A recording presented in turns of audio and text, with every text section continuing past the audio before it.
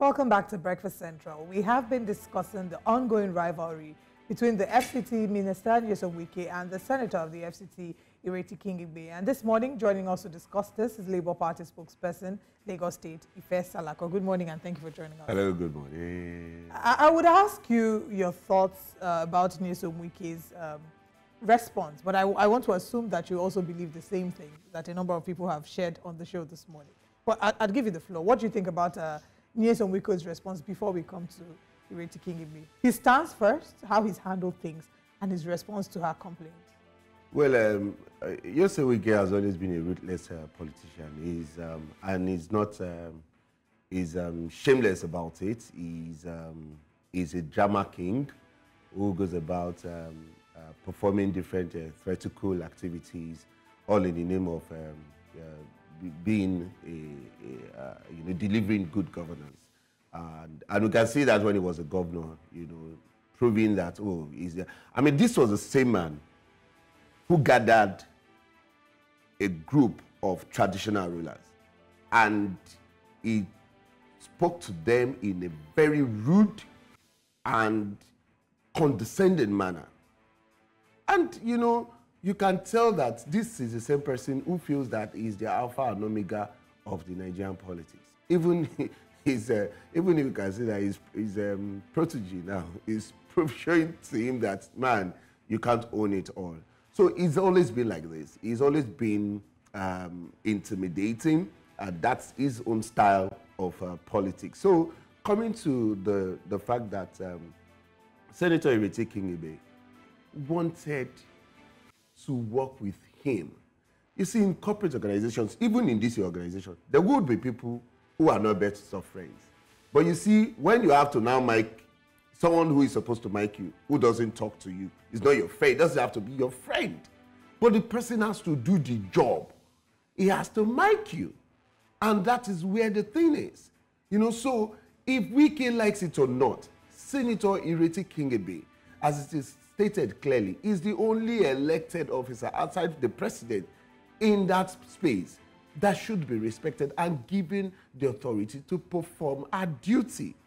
So Wike needs to understand this. But is Wike a respecter of the Constitution? Is Wike a respecter of the system and structure? No. Right? So this is a man who openly declared his support for an opposition party, and there has been video evidences of people whom he used to rig the election in favor of APC, who had come out to say, Wike asked us to rig election. Labour Party won the election in Rivers State, but we rigged it for APC because Wike wanted us to rig it for APC. And such a man should actually be in prison. If we have a country that is functioning, if we have a country where the judiciary is working, the law enforcement agencies are doing what they are supposed to do, Wike is supposed to be in prison. So why do you think that isn't the case? And, our previous guest, also made mention of the role the president should play now. President Tinubu should rein in, Nyesom Wike, as, of course, his appointee. Do you think that should happen also? Or do you think... Well, I don't know. From the body language of the president, I'm not even sure he's really ready to harmonize the country and bring everybody together and, harmonize the political differences that we have here. I don't think the president is such a person. He is, from what I've seen, is people's kind of person. So if you are with him, you are with him. If you're not in his political circle, it doesn't seem like he's interested in whatever is happening to you. That is the body language I'm saying from the president. So I would call on the president to please mediate in this thing and resolve the issue, because whether you like it or not, right, it is the people that, you see, when two elephants fight, they say the grass will suffer. The people that will still suffer at the federal capital, not even Senator Ireti Kingibe, not Wike himself. It will be the people. So if you are for the people, Mr. President should call them together and say, look, this woman is here. She's the senator in this. To be honest, once I hear everyone saying Mr. President should be called in, I just feel like it's a failure of systems and structures on our part that we are always seeing, any small thing, they say, let's call him Mr. President. Mr. President will wade in Rivers crisis. Mr. President will wade in Abuja crisis. There should be already laid down systems and structures that ensure that people who are in office respect these systems and structures and don't need the president to come and babysit them. Thank you very much. I have been saying it, that we are practicing a monarchical democracy. Like, it is the democracy that is still running like a monarchy. So the president of Nigeria, the president, the governor, the senators, and some of these other people that are holding political offices are being perceived as, some overall head of one head traditional. Because if not, even the president himself should be put to check and balance.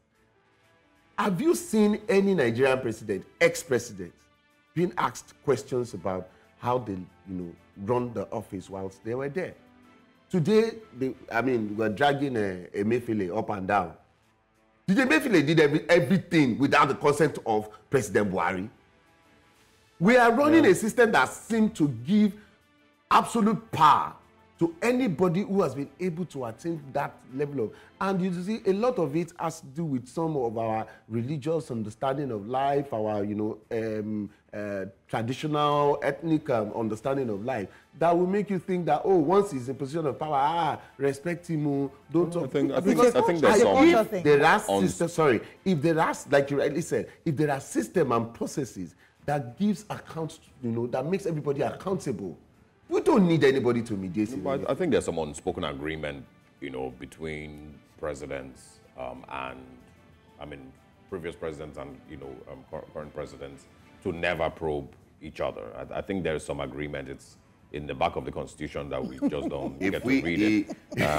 If we read same thing with governors also. For a minute, I was looking at him like, where is he going to? It's at the back of the Constitution. If you look this behind here, it said don't probe, the common president. But it's a valid point that you've raised there. But in reference to the CBN one, maybe the argument would be that the CBN is an autonomous body in itself. But let's bring in Ireti Kingibe. Yeah. We'll talk about CBN much later. She was criticized by Nyesom Wike. Of course, he also asked, about her relevance and what she's done for the people of the FCT. So can you say that she truly has represented the people of the FCT? Has she pushed bills? Has she, acted in the National Assembly fully in representation of the FCT? So there is the thing with women fighting for their rightful positions in Nigeria. Up to date, we know that there's been. You see, when you listen to government officials and they say that, we will give women 25% represent. It is demeaning. It doesn't speak well. You don't give human being that is a citizen of a particular place. You don't give them some percentage of anything. You ask if they are capable, any one of them. There is nothing stopping us from having a house that is about 60% women and 40% men. Absolutely not. If they are capable of, so it's always been that women always fight their way through anything in this country. And the same thing is happening with Senator Ireti Kingibe. She has been up and doing. She would go out. She would mediate with the people. She would organize, what's it called, town hall meetings with the people to understand them. When you listen to her, she keeps saying it, that the people are coming to me to ask. They are coming to ask for health. They're coming to ask for education. They're coming to ask for things that matters to them.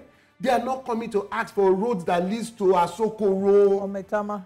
Right. They are coming to ask for things that matters to them. And because she's the only senator in that space, it puts her in a very controversial position. So she is on her right to ask that, come, let's do this thing, let's work together. And of course, she has sponsored a bill in November last year. And she sponsored a bill for the nursery and midwifery hospital, something like that, at the Federal Capital Territory. You can see where our interest is in health. Go and read all the bills, several bills that are there. It is either in one road construction or you can, most of those bills are, you would see that they are driven from personal interest. But someone that is looking out for the health of of our people, that's the bill she sponsored. All right. Can we also talk about what maybe a different way, is there a different way she should have handled it? And yes, I do agree with you that a number of times many people would say that women in political positions have to fight twice as much to be able to establish dominance or establish relevance, which shouldn't be the case. But is there anything she could have done differently to have achieved a different result? Do you think also that if you were someone from a different political party, maybe his own political party, that the relationship would have been different? Oh yeah, of course. If this is politically driven, nothing else. This whole issue is politically driven. If Senator Ireti Kingibe had been a member of the APC, we wouldn't be hearing like she was before. Oh, of course, as she was before, and she was also in the PDP. You know, at some point she was in ANPP or something like that. You know, so she's thrived. So do you think if she was still a member of the APC, that you would have treated her differently? It is even the fact that she left APC that she's getting this kind of treatment. Let's call it spade. But do we have any proof? Maybe not necessarily, you know. Just like it was said that it was at the back of the Constitution. No, but here's the thing. So maybe not necessarily, you know, but I think, you know, a lot of people will still lean to the argument that Nyesom Wike is Nyesom Wike. He behaves like an emperor, you know, to a large extent. You know, he is in charge of every decision that goes through anything that concerns him. And like he said, he is in charge of the FCT, which is pretty much the same thing as he was implemented in River State. So even if, you know, I mean, he and Sinful Bara are both in the PDP, so, and that hasn't stopped their rivalry or the issues between them. So I don't necessarily think it is because of the Labour Party, you know, aspect. Even if he did mention, you know, that, oh, you think that, what did he say? You think what happened before will happen again? You know, and I'm thinking he's referring to the Labour Party's victory in 2023. But I want to ask now, this is a senator representing the FCT. There are other senators in the House, in the National Assembly. Nyesom Wike is an appointee of President Tinubu. Would you expect, in a situation like this, that the senators will speak in support of their fellow senator? And also, where are the other Labour Party senators? Well, I mean, the reality is that we would expect that some of the senators, not all of them would, you know, a whole lot of them, they do things politically. They think of their political affiliations first before thinking of what they want to do for the people. So, but I still expect that some of them will still have the dignity to stand up and say, oh, Oga Wike, you need to work with this woman to get things done in Abuja for the people of Abuja, you know. And of course, I agree with you. Wike he has always been the emperor that he's been like forever. And there is no limit to where he can take that to, you know, for him to say yesterday that if people are not happy with their style of government, they should go hang themselves. This is coming from the mouth of a minister of the Federal Capital Territory to the people. Any responsible government should not allow that minister back into his office. Like, from that place, Wike should be sent home. Because it just doesn't make any sense. You are telling the people to go hang themselves for the kind of failure that we have experienced under this government in the shortest time. All right, but again, where are the other senators in the Labour Party?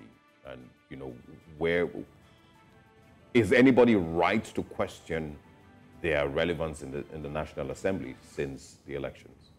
Well, I mean, I also expect more from some of our senators, the Labour Party senators in the Assembly. You see, because as it were, the way the National Assembly is structured, the bicameral structure of the National Assembly, yes, where we have some of them at the upper chamber and the lower chamber. I expect that by now we should have been seeing some sort of exceptional character from these people, proving that, oh, we are coming from this particular party, and we're really, really different from them, from the others. So are you disappointed? To some extent, I am. Is there any particular ones that you would point to? No, none of them. No, not one in particular. But I'm saying that we, the Labour Party members, we, the obedient, we expect more from these senators representing the Labour Party at both the upper and the lower chamber. They need to do more. Ireti Kingibe, for instance, cannot be going through all of this, and we're not seeing them coming out to call for a press conference to say, this is our stand, this is what we expect of you, this is what we want from the minister. They should rally around this, because if this is from all the parties, even the ruling party, you would see them, all of them come around, and that's how it should be. Yeah. Okay. So if there was a bill this week for the purchase of a new presidential jet for Mr. President, will Labour Party members or senators speak against it? I don't expect any of them to give his or accent to such a bill, because it will be absolutely ridiculous. But what of the vehicles, when it was time for vehicles, brand new SUVs to be received? A lot of them were criticized because they didn't reject it. So, yeah, this is the thing about that vehicle. I've said it before, like, excuse me, those vehicles have been budgeted for before they got to the office, before they got, and they've been bought.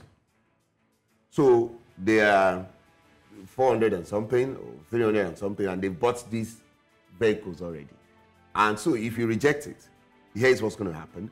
The vehicle is going to be at the floor of the National Assembly, in the compound, and it's going to be there for the 4 years or whatever, or they'll just divert it to something. Well, they could have probably moved Hold on. And I'm saying that you don't have to reject it, but you don't have to also use it. Yeah, but and that's the reason I'm asking these questions, because what Nigerians are saying